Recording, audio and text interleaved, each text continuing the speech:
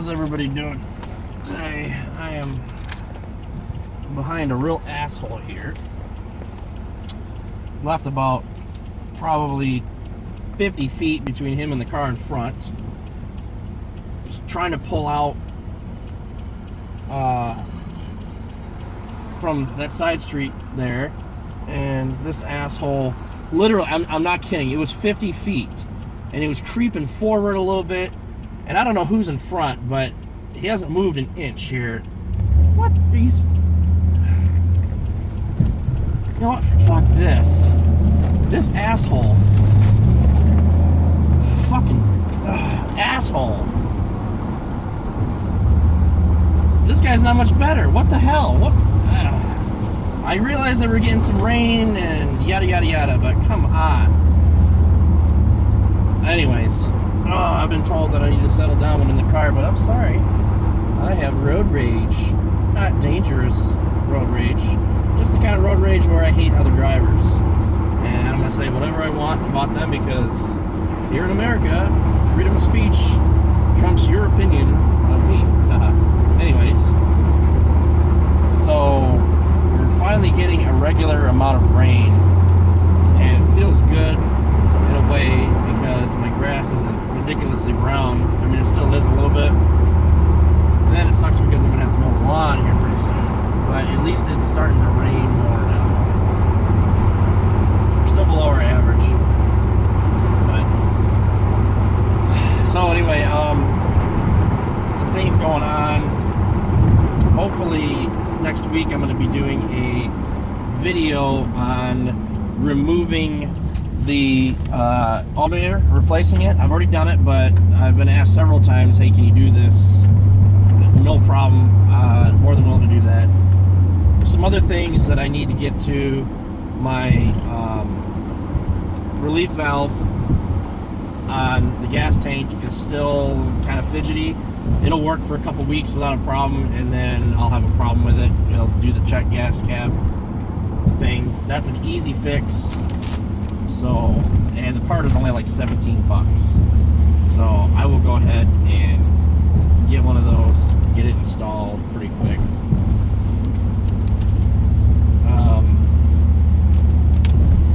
I just dumped a half a quart of Rizlone in the motor, getting down to my oil change that I need to do that.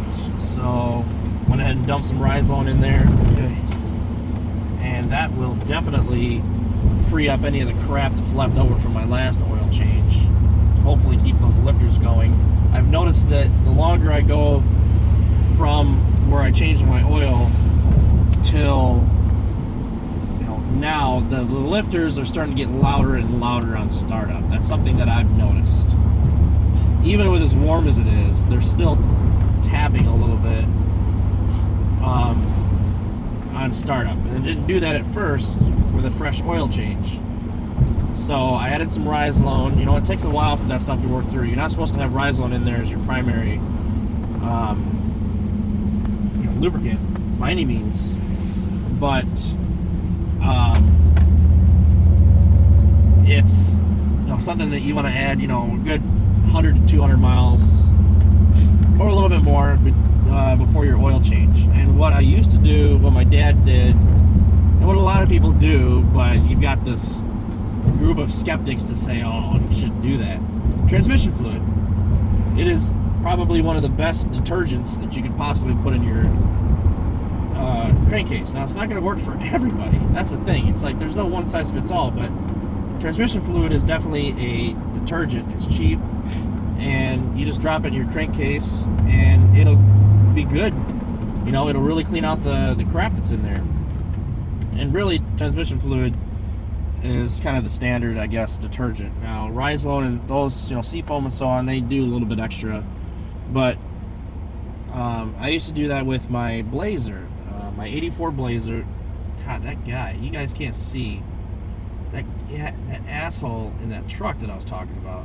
He's probably got a good, I would say, there, you can see this. Probably got a good, I don't know, maybe 50 feet. Would you say 50 feet between him and the car in front of him? And I'm all about safety, but come on.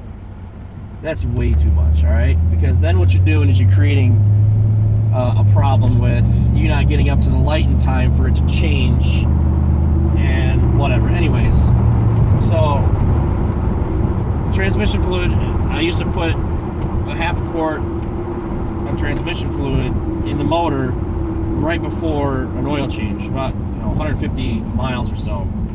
And all that does is clear out any gunk that you've got that's stuck where the oil moves around, okay? As oil breaks down and it starts to soak up different deposits and things, it can only absorb so much, and some of those deposits get left because the oil just can't soak up any more crap.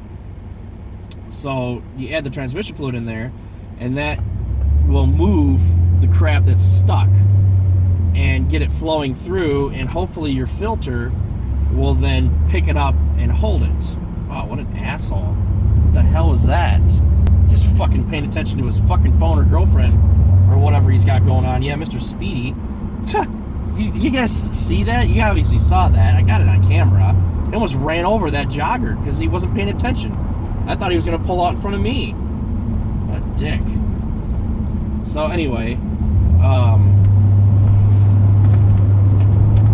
the transmission fluid definitely frees any gunk up the filter didn't get through, and then hopefully it gets stuck in your filter, and then when you change your filter, brand new filter, you've got clean oil, clean filter. Changing your oil, if you still got crap deposits and so on built up, the new oil is quite possibly going to absorb that. It's going to shorten the life of the oil.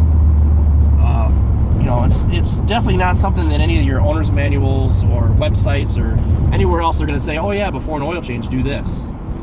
Nobody's ever going to say that because it's transmission fluid. You're not supposed to put transmission fluid in with your oil. But I do it all the time. And so it doesn't hurt. Now you can't replace half your oil with transmission fluid, but a half a quart of oil nearing the end of your oil change, or even a quarter of a quart, whatever that turns out to be, just enough to get those deposits loosened up and hopefully caught by your filter. And, you should be good to go, really. Do the oil change, as much of that crap comes out as possible, and then you put fresh oil in, fresh filter, and hopefully you're good for another, couple thousand miles or more. A lot of the new oils now absorb even more. The way that the cars, this car, its oil change monitor is based on Oil Life. Oil Life monitor is based on driving habits. If I were to sit and idle all day long, then it's still going to come down, but not very much. And if I were to floor it everywhere I go, then it's probably, the oil life is going to go down. I'm not putting any extra miles, but I'm putting more strain on the motor. So the oil life, that's how it calculates it. It's not strictly based on miles. It's all different factors. Oil temperature, hours on the motor, and things like that. All factors. Anyway, just about home. So I'll catch you guys later. Enjoy your weekend. Take care.